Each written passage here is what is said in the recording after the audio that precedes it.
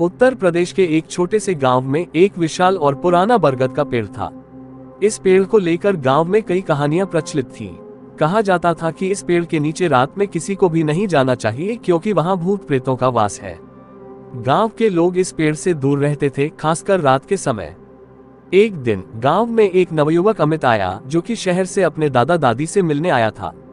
अमित को अंधविश्वासों पर विश्वास नहीं था और उसे इन कहानियों में भी कोई सच्चाई नहीं लगती थी। उसने गांव के लोगों से इन कहानियों के बारे में सुना और सोचा कि यह सब बेकार की बातें हैं। एक रात अमित ने तय किया कि वह इस बरगद के पेड़ के नीचे जाकर देखेगा कि आखिर सच्चाई क्या है।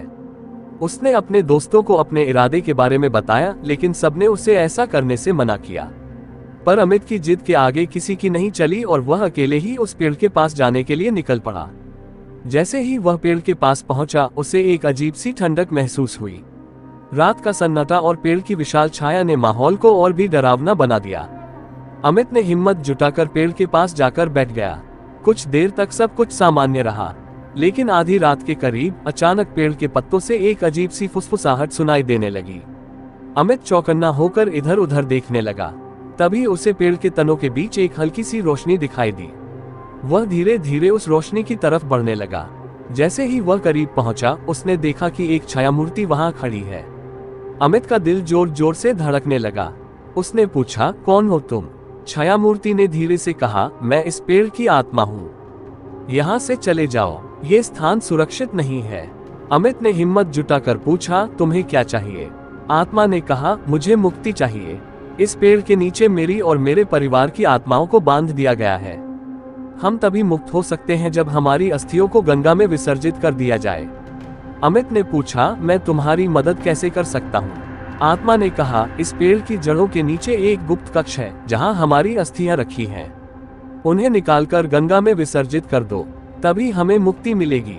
अमित ने साहस दिखाया और गुप्त कक्ष को खोजने का निर्णय लिया। उसने दिन का इंतजार किया और सुबह होते ही गांव वालों को सारी बात बताई। कुछ बुजुर्गों ने उसकी बातों पर विश्वास किया और उसकी मदद करने के लिए तैयार हो गए। अमित और गांव के लोग पेड़ की जड़ों को खोदने लगे। बहुत मेहनत के बाद उन्होंने एक गुप्त कक्ष खोज निकाला। उसमें सचमुच अस्थियां रखी हुई थीं। अमित और गांव के लोग उन अस्थियों को गंगा ले गए और विधि पूर्वक विसर्जित कर दिया। जैसे ही अस्थियां गंगा में समाई, बरगद का पेड़ अचानक हरियाली से भर गया और उस पर चमकदार फूल खिल गए। गांव के लोग समझ गए कि आत्माओं को मुक्ति मिल गई है। उस दिन के बाद से गांव में शांति छा गई और बरगद का पेड़ एक पवित्र स्थान बन गया। अमित की बहादुरी और दयालुता के कारण गांव के लोग उसकी प्रशंसा करने लगे और उसने अपने जीवन में एक महत्वपूर्ण कार्य पूरा किया। आशा है कि आपको ये कहानी पसंद आई होगी।